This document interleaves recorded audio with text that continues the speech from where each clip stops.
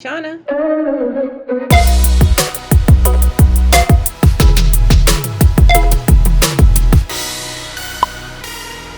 Hey everybody, I want to come to you about 5 businesses you can actually start with less than $500, and you might actually enjoy these, because you know some businesses, the idea of starting it seems more like work than actual, you want your business to be something you actually enjoy. You feel me? So I want you guys, before you hear these, not to just, as soon as you hear it, be like, no, that's not for me. Hear it out first and see whether or not this might be something you're into. So the first one I want to talk about is voice acting. You probably heard this before, but I want to break it down for you to easily understand. It's not as difficult, as hard as you think, or out of your range. So what is voice acting or voiceover acting? Some of you might already know, but for those of you who don't, you may not ever realize it, but you hear voice acting all the time, whether it's on the radio. You would listen to a Pandora song and all of a sudden a commercial come on. Hi, this is Jake for Steak Farm. That's voice acting. Or, just commercials on TV, or our YouTube tutorial video where you don't see someone talking, but you hear a voice. Audiobooks, GPS system, video games. These are all voice acting, and you can be a part of this group. And it's not as hard to get into as many people will make you believe. Many of the people will make you be like, you shouldn't waste your time. It's so hard to get into. The competition is so high. Yes, competition is high, but that doesn't mean it's hard to get into, because everybody's voice is different. Everyone sounds different. Everybody's looking for something different, and you might just be that voice they're looking for. A lot of people say, I don't like the way my voice sounds. Well, they might like the way your voice sounds. So don't just throw this one into the bucket until you hear me out fully. And I say all this because technically I am a voice actor. I think it's weird to think of myself as that way. I've never thought of myself that way, because I always saw this as a hobby. I've been doing it for some time now. Some could even say a little side hustle kind of thing, but technically, yeah, that would make me a voice actor. It sounds weird even coming out my mouth, but yeah, that's just one of my many talents or many ventures that I do. I've never tried to fully commit to it, because the truth of the matter is voice acting doesn't pay as much as you might think, unless you're like top A, B list celebrity voice actor level. But you can, if you went in all the way in and people loved your voice, you can make a decent living. I won't lie to you and be like you can make XYZ amount, because it's going to be different for everybody. Everybody has different pay rates. Everybody has different session schedules. It's just depends on the project you're working on. But I can only say that the reason why I do it is not for the money, is because I just find it super fun. Like if it was strictly for the money, I probably wouldn't be doing it, because you don't really make that much money. Being the level I am, I don't make that much money. So it's really just for fun. I just find it's just fun, Now, to begin on a business like this, you got to understand 3 things. The first thing is, just like any other business, you're not gonna make money right away. You can. There's some people who can make money right away. Like me, my very first job was paid. But for other people, it might not feel that way. Sometimes you gotta build up your resume, so to speak. And a lot of times it might not be paid, but you gotta understand you're not always gonna make money right away, but then you can be like me and make money off the bat. Again, it wasn't a lot. My first few weren't that much money, but still, eventually it has grown, and it will continue to grow as long as I put more work into it. Number 2, you must figure out your type of voice, your type of talent. Like, what do you want to focus on? Do you think you're that commercial type talent where you're like, hi, or if you ever heard that commercial, I don't know if this is outside of Texas, but I just got hit. Girl, you better go to IJustGotHit.com, that kind of thing. Like, are you that commercial type talent? Are you the radio type talent? Are you the podcast type talent? Because people are looking for podcast hosts just on the sound of their voices. What kind of talent are you? What focus do you want to do? You want to do characters like cartoons? Hi, da-da-da-da. That kind of situation. 3, you need to develop a demo reel. Basically a audio resume version of your voice, the way your voice sounds, the different type of voices you can do, or different kind of narration or documentary type voices you can do. And to do that, you need to be able, either one, get some studio time, actually go to an actual studio, which a lot of people don't want to do. Studio time actually costs money. Somebody can sit there and record your voice, or you can create your own studio. Now you're like, that's out. I don't have a studio, I don't have money for a studio. No, it's like I said, this is for under $500. You can do it. If you have a closet in your house, then you can do it. So first, in order to do this, you have to have 1, professional microphone. I will link the 2 that I use down below. 2, you have to have headphones. 3, minimum, you need the soundproofing foam. So if you can get at least those 3 things, that will cost you less than $250 right there, less than $250. And then it'd be nice if you have some, they have like Audacity, which is free, which is an audio editing software. Or if you want to take it up to the next level, you can get Audition with Adobe, which I think is like $9 or $19 a month. I pay mine for the year, so I don't know what the monthly is for that. All that you can do for under $500.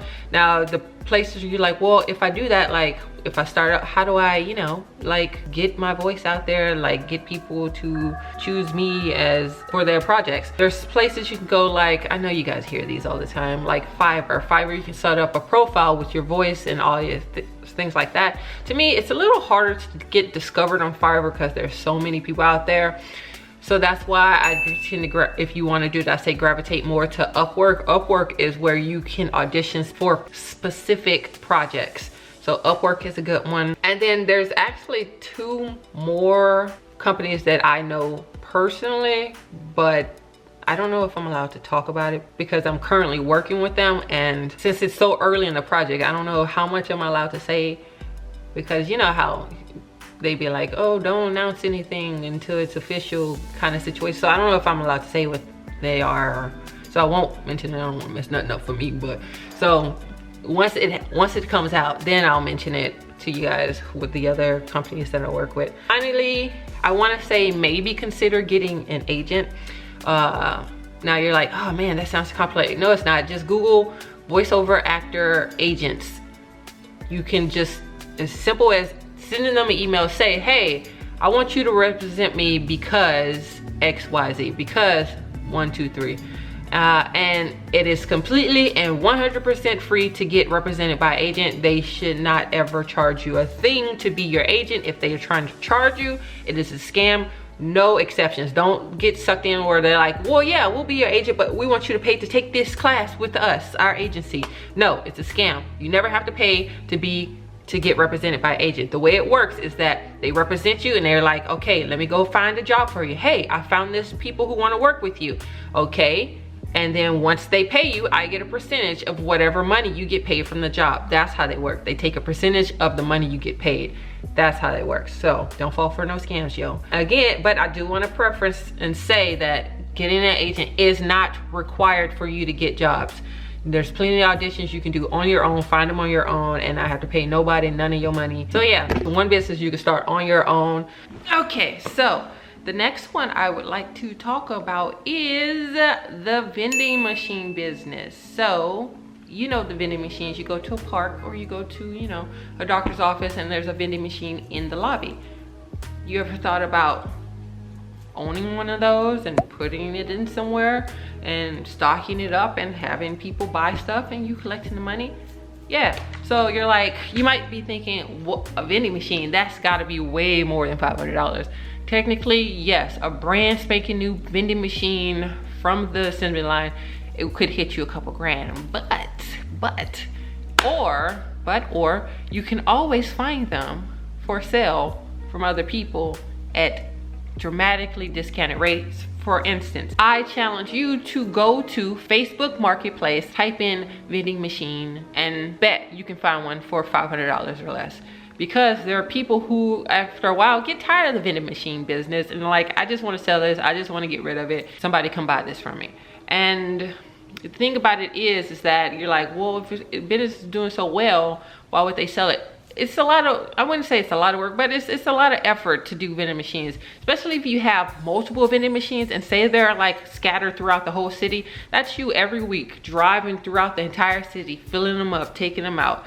all this, it could be a lot unless you like that, not stuck in the office all day traveling. Now, before you ask me, Shauna, are you in the vending machine business? The answer is no.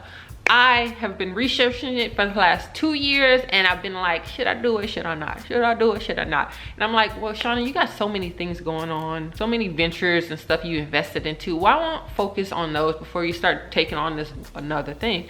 So I still keep it in the back of my mind of something I want to decide to, you know what, I'm gonna start on something. It's back there, but I haven't started on this vending machine business. But I do want to put my knowledge that I have learned about it to you, or give you my knowledge. Now you're like, man, I don't want to have to buy a big old machine and then find a place like at a doctor's office and say, hey, I'll pay you so much a month to let my vending machine sit in your location. I want you to pump the brakes right there. Now you're already thinking wrong if you're saying, oh, how much would I have to pay to let somebody let my vending machine be at their business or be at their park? Here's the thing, you don't approach this as I pay someone to have my vending machine at their location. No, you approach them as, hey, hi, how are you? So I have this vending machine that I will place at your location for free. I will stock it for free. I would make sure all the maintenance and money is collected and everything's in the machine for free for the comfort of your, or benefit of your, or enjoyment of your clients, employees, and staff. It's completely out of your hands. It's completely free for your business, just to let it sit there and let your clients and everybody enjoy it. And I'll do all this for free. And 9 times out of 10, if they're looking for something like that and they don't want to pay money out their pocket and they're like, ooh, that would help bring customers in and keep them sitting in the lobby longer, sure, come do that at my business. I don't have to pay for anything. It just sits there, bam. That's how you approach it. You don't approach it as, ooh, how much would I have to pay you a month to keep this here? No, this is finding places that will benefit you and them. And then every week you would stock it up, and every week you can collect the money out of it. I do recommend, if you ever do venture into this business, there are the vending machines that take cash only, and then there's the vending machines that take cash and credit cards. The cash and credit cards tend to be better, a lot better, because a lot of people use cards these days. However, those tend to be on the more pricier sides, but so keep that in mind. Now, there are different types of vending machines that you can use. There's, you know, the typical snacks. Then there's the drinks. Then there's, I remember I was at the airport and I seen one that had eyelashes in it. Eyelashes and makeup. Who knew? So there's that. There's coffee vending machines. There's all kinds that you can do. So what basic equipment would you need for that? Of course, the vending machine, the inventory. For instance, say if you do snacks, I would say get a membership with either Costco's or Sam's Club. That way you can buy all these snacks in bulk. And then you would also need, I would say, get a brochure for the business. It's easier to go around businesses with a brochure passing out, hey, this is what I do. This is what I do. If you are interested, let me know. But a good place also, if you are serious about this, I say a good place to put vending machines is at warehouses. If you see a warehouse that's being built around your neighborhood or area, the workers there would love vending machines, sodas, drinks, candies, chips, all that kind of stuff. So that'd be good places to put your vending machines. Now, before you're like, vending machines, no. In the end, I think that would just still be way too much money. There's ways around this. There's something called route buying. Route buying is when, say if you don't want to deal with vending machines, like buying a vending machine, moving it, transport, there's something called route buying where you buy someone's vending machine route. Meaning, someone else owns, like, they own 6 vending machines across the whole city. They're like, okay, I'll let you buy my route for the next 2 years. You can buy my route for the next 2 years. What that means is for the next 2 years, all you have to do is go to those machines, put the inventory in, buy the inventory, put it in, whether the chips, drinks, whatever, soda, put it in there. And every week you collect the money out of all 6 of those machines. You put it in, take it out. You don't have to move the machines or nothing like that because these machines aren't yours. You just put the inventory, collect the money. And there's something so satisfying about being able to take money out of a machine. Like you open it up and there's just dollars, or, you know, money, coins, you know? So that's I say that's the enjoyment about it. Seeing the money right away. Now, one thing I haven't quite researched into was like, how does taxes work? Because if you don't make this an official business and you just buy someone's route, Like, do you pay taxes on it? Like, how would the government be able to track that?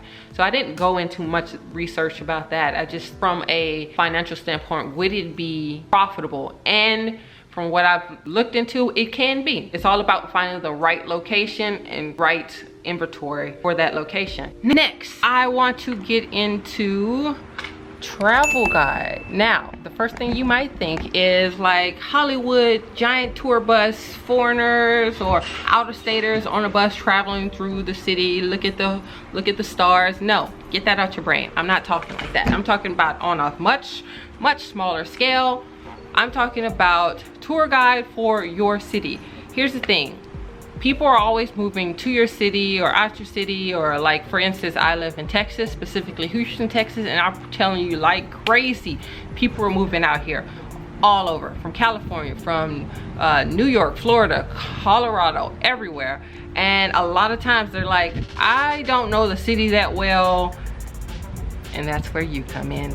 You can be like the Uber of tour guide, and it's very simple. And this one, I think, on the list of all things, will cost you the least to start, because if you have a good running vehicle and enough money, like 10 bucks to get you some business cards, I can even link you a video right here or down below of how to even create a free website for free to even advertise your business. So the way that this works is that, say a family moves into town, or a guy moves into town for work or whatever, and he's like, I don't know where the best restaurants is, I don't know where the best bars is, I don't know where any of this is.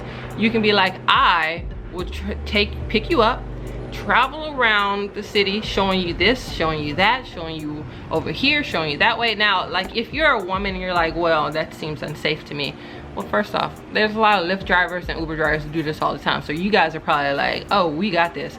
But for you who are like new to this and like, I don't know about that, I don't know about, focus on families then. Focus on people with kids. Like, show them, they're like, oh, we're a family who just moved in. We kind of just want to know like what's around here for our kids. Nice parks, nice museums. So in this situation, first off, you need to know your way around the city, right? And you also need to know your stuff. So say it's the older couple who wants to learn landmarks.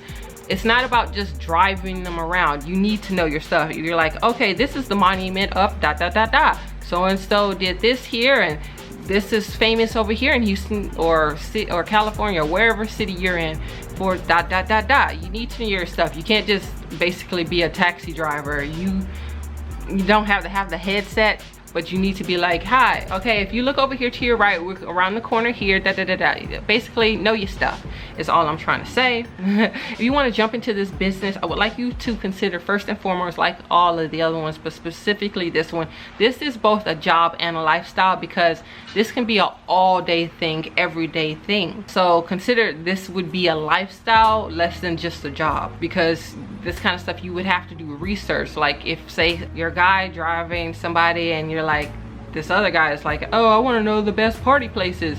You need to know why that is the best party. Okay, this club over here or this bar over here is the best because ... and they have the best drinks over here. It's the lifestyle. So yeah, you need to know your stuff. I'm just repeating the same thing, and you have to commit to this because it can get tiresome. That's another thing. It can be tiresome. Bus drivers and Uber drivers and Lyft drivers, anybody who transport things can understand. Truck drivers, being on the road all day long, it can be draining. Being on the road in the sun is very tiring and draining. Now you're like, well, how much would I make from this? How much would it cost? Well, it just depends on you and your area. Typically you see someone do something like this, charge around $15–30 an hour. Say they're like, oh, can you take me around the city for 3 hours just showing me stuff? Sure, that'll be $90. And what's cool is that I wouldn't say a good like half the time, people want to stop for food or whatever, and they're nice enough. I know one person who does this. They're nice enough to actually pay for the tour guide's food. Don't expect this, but they will. They're just as appreciation. Oh, thank you. You wanna grab something to eat with me or something like that, you know? Next this is for those, I wouldn't say nosy people, but this is, okay, online dating consultant. Now you're like, what is that? Online dating consultant is basically, if you guys know, love is something everybody's looking for. More on the girl side than the boy side, but everybody's looking for love, and it's kind of hard to find, right? I mean, at least true love is, right? So you can be that mediator, where I know I'd say this would be very helpful for guys, but also girls too. You would help, not just help somebody find love, but help the person through the process of finding love. For instance, they created the online dating platform. Well, how would you set up your bio? How would you set up this? What's the perfect thing to say here? I mean, perfect. You still want to be realistic to that person, but be mindful that if you want to start this business, you got to have strong communication skills, and you got to be, I wouldn't say nosy, but you got to like to be engaged in other people's personal lives like that. A lot of people do. They like gossip and all that stuff. So this all would consist of you like meeting with your client, writing and editing their dating profile, writing responses to potential conversations from other dating profiles. The problem is, like with some women, they want one thing in their brain, but then they say another thing on paper. Or with guys, they say, the problem with guys, they say exactly what they want on paper, and a lot of girls are like, no. So, you know, that's where you come in to fix that, to help them, to guide them. It's a lot more with you as the online dating consultant. It's a lot more personalized. You know more details about them, getting to know them. It almost will feel like you're making a friend, and you will represent them in the case of love. For this, I would say get you a website. Another thing would probably be get a Google business page, because then you can even set up reviews and stuff for like successful cases. Like these two, I put these together and now they're married and having their first kid, stuff like this. I know this kind of might seem, I don't know, from my perspective to you, like dating consultant, that seems, if you have a friend that you'd be like, girl, you need to leave him alone, or girl, I know somebody that you would like, then you'd probably be good for that job. If you that type of friend who always butting into your other friends' relationship, then this would probably be something good for you. And then lastly, the last thing we're going to talk about is an organization company. Now, when I say organization company, I mean like that. Like, have you ever seen those YouTube videos where they're like, oh, organizing my pantry, watch me do this, or organizing my kitchen, that kind of thing. Like, as a Virgo, it feeds my soul to see a very well organized pantry, you know, everything with the jars and the labels and all that kind of stuff. My office tends to look like something like that.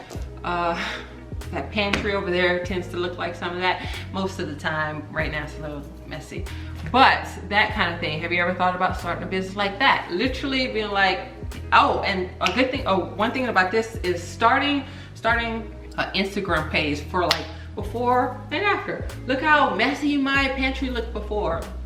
Look at it now. Look how gross my garage looked before. Look at it now.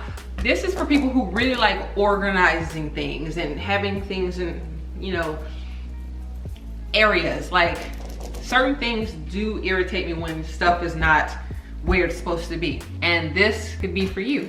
Now, this is not for everyone, because sometimes it could feel like you're cleaning. I don't like the feeling of cleaning, but I like the feeling of things being clean. So I want you to consider this when thinking about like this job. First, keep in mind that you should probably specialize in certain areas. So if you're like, I don't want to just organize someone's bedroom, that's too I don't want to organize somebody's bathroom, that's too maybe you want to organize their closet, arrange their clothes nicely, tops at the bottom, color code, all that stuff. Or if you're like, oh yeah, office space would be really cool, like to organize the books on the shelf and this, and put the plaques here and pencils there, that might be your space. A lot of you are like, no, this is not for me, it still sounds like cleaning. Well, there's 4 other things I talked about. Maybe one of those are for you. These are for like those librarian type people who like seeing things in alphabetical order and things like that. So another thing to keep in mind is the income you should expect, because with this, for instance, you're organizing someone's pantry.